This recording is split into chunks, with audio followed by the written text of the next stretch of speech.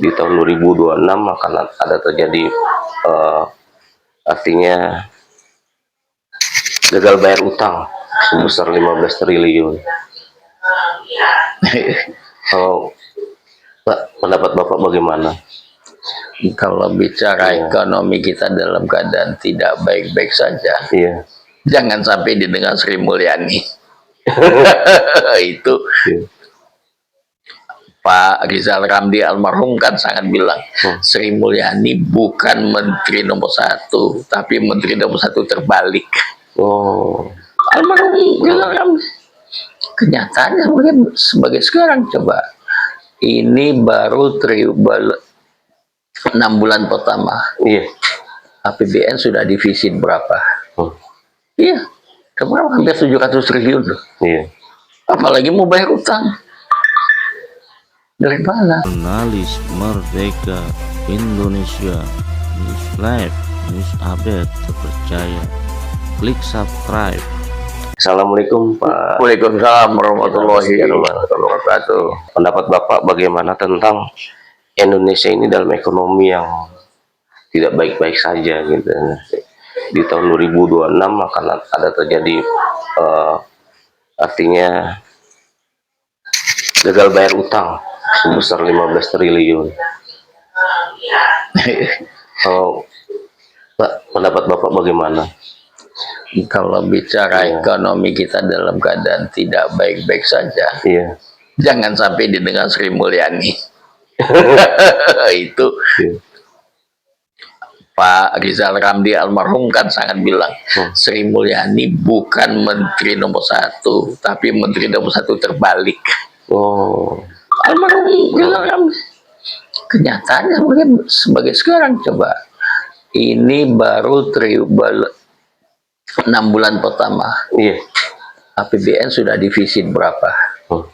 Iya, kemarin hampir 700 triliun. Apalagi mau bayar utang. Dari mana? Sekarang tugas Presiden Pak Prabowo sekarang sangat berat. Kita memang lihat enak dia keluar, itu dia cari pinjaman, cari dana sekarang untuk nutup APBN. Sri Mulyani bolak-balik memaksakan masalah pajak yang sekian persen menaikkan pajak. Padahal kalau saya bilang, kalau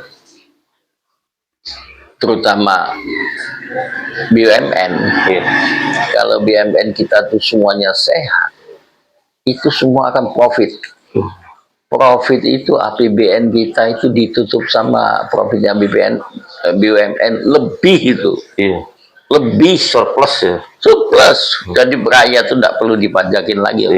Kalau APBN kita 3.000 triliun, keuntungan BUMN itu lebih 3.000 triliun per tahun gitu.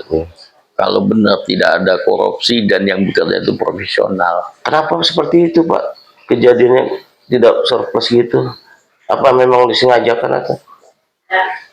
Kalau bicara ini kita kembali ke bicaranya masalah 10 tahun yang lalu.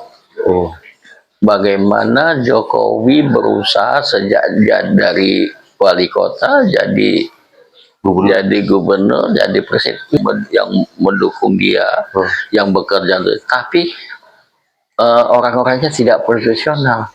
Begitu dia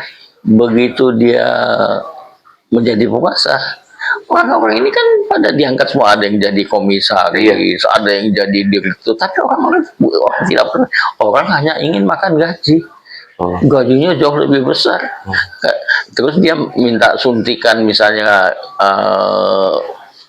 suatu perusahaan yang dia pegang minus, dia minta suntikan karena masalah utang budi dengan Pak Jokowi. Pak Jokowi kan nyuntik aja. Harusnya kan yang tidak profit BUMN itu ganti direkturnya, ganti komisarisnya.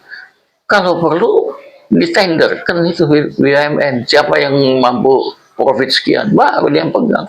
Ini dia kan nggak mikir itu, pokoknya gaji dia dibayar dulu. Uang tunjapnya, gajinya, tunjapnya, uang yang lainnya, uang remunisasinya, uang tankinnya, dia hitung sendiri, sehingga tidak ada yang masuk. Harusnya BUMN itu dibentuk harus profit, apalagi yang dikelola ini kan cuma ngeduk dari hasil bumi, Iya. yang banyak kan dari hasil bumi. Dari masalah dari pertambangan yang ambil keduk jual, Iya. masa ambil keduk jual rugi? Nggak punya kemampuan. Iya, kalau kita ngambil aja pakai cangkul, ambil batu bara terus kita Iya. jual, ya kita ngejualnya kan kita hitung tenaga kita berapa, harga itu berapa, kan keuntungan berapa. Ini kan rugi, banyak rugi di suntik dana. Hmm. Suntik dana dari mana? Negara sudah nggak punya simpanan lagi. Itu satu. Jadi BUMN kita itu harusnya profit, banyak yang merugi. Hmm. Kedua, keinginan besar membangun Indonesia suatu negara yang sangat maju, tapi duitnya tidak ada, akhirnya pinjam. Pinjam di World Bank atau Bank Dunia itu kan antri, negara lain banyak pinjam. Iya. Nah, supaya bisa nyalip antrian itu bagaimana? Iya. Sri Mulyani yang paling pintar. Katanya Iya. berani ngasih fee sama yang menguasa. Kita nomor urut 10 bisa jadi nomor urut 2 dapat pinjaman. Karena uang Bank Dunia itu kan dipinjamkan semua. Masuk terkumpul lagi yang waiting list pertama kasih ke dia, masuk lagi waiting list kedua.